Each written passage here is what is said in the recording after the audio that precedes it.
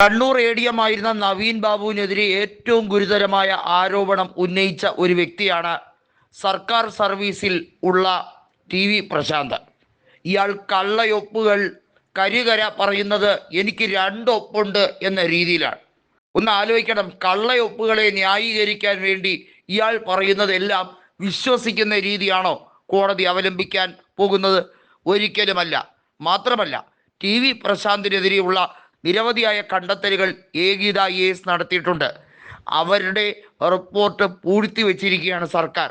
അത് പുറത്തുവിട്ടാൽ കണ്ണൂരിലെ വലിയ ഒരു കോക്കസിൻ്റെ എല്ലാ കള്ളക്കളികളും പുറത്തു വരും. ആകെ നാറി നാണം കെടും. ഒരു രീതിയിലും ന്യായീകരിക്കാൻ കഴിയാത്ത നിരവധിയായ ഗുരുതര ആരോപണങ്ങൾ തന്നെയാണ് ഗീത IASന്റെ റിപ്പോർട്ടിന്മേൽ ഉള്ളത് എന്ന് സർക്കാരിന് വ്യക്തമായ അറിവുള്ളത് കൊണ്ട് തന്നെയാണ് അത് പുറത്തുവിടാതെ പൂഴ്ത്തി വെച്ചിരിക്കുന്നത്. അതിനകത്ത് ടി.വി. പ്രശാന്ത് അടക്കമുള്ള നിരവധി പേർ മാഫിയ സംഘങ്ങളുമായി ബന്ധമുള്ളതിൻ്റെ എല്ലാ എവിഡൻസും കൃത്യമായി വിവരിക്കപ്പെടുന്ന, അന്വേഷിച്ച് കണ്ടെത്തിയ രീതിയിലേക്ക് കൈവന്നിരിക്കുന്നതായാണ് ഇപ്പോൾ നിരവധിയായിട്ടുള്ള റിപ്പോർട്ടുകൾ, വിശദീകരണങ്ങൾ വന്നിരിക്കുന്നത്. അതിൽ എടുത്തു പറയേണ്ട ഒരു കാര്യമുണ്ട്.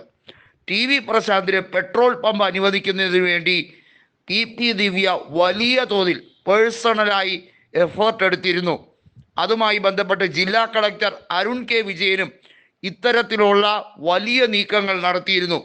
അരുൺ കെ വിജയന് എങ്ങനെയും നവീൻ ബാബുവിനെ ഫ്രെയിം ചെയ്യുക, അയാൾ അഴിമതിക്കാരനാക്കി ഫ്രെയിം ചെയ്യുക എന്നുള്ളത് ആവശ്യമായിരുന്നു. കാരണം നിരവധിയായ സമയങ്ങളിൽ കളക്ടറുടെ നടപടിക്രമങ്ങളെ ചോദ്യം ചെയ്തുകൊണ്ട് അവിടെ കളക്ടറേറ്റിൽ ഉദ്യോഗസ്ഥർ വരുമായിരുന്നു എന്ന് വ്യക്തമാണ്.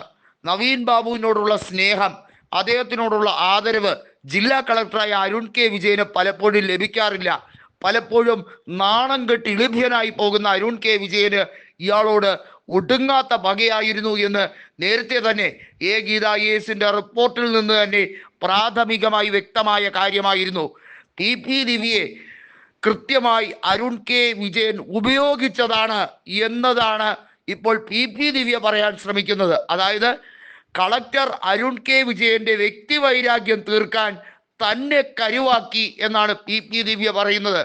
താൻ കൃത്യമായും അവിടെ ചെന്നത് കളക്ടർ പറഞ്ഞതിന്മേലുള്ള രീതിയിലാണ്. കളക്ടറാണ് ആവശ്യപ്പെട്ടത്, ഇങ്ങനെ വരണം, ഇയാൾക്കെതിരെ വാചകങ്ങൾ അടിക്കണം എന്നുള്ള കാര്യം.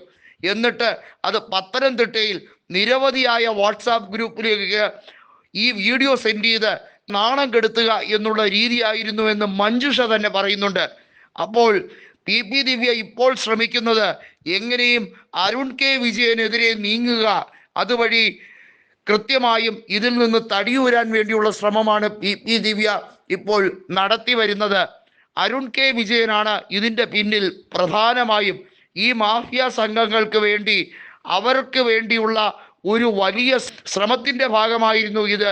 അതിൽ ഞാൻ പെട്ടുപോയതാണ് എന്ന് വരുത്തി തീർക്കാനാണ് PP ദിവ്യ ശ്രമിക്കുന്നത്. എന്നാൽ PP ദിവ്യയെ അങ്ങനെ ഒഴിവാക്കാൻ കഴിയില്ല എന്ന് തന്നെയാണ് മഞ്ജുഷ കോടതിയിൽ പറഞ്ഞിരിക്കുന്നത്. വലിയ ട്വിസ്റ്റ് ഈ കേസിൽ സംഭവിക്കുകയാണ്. സംഭവ ബഹുലമായി ഉമ്മിത്തി പോലെ കത്തിജ്വലിക്കുകയാണ്.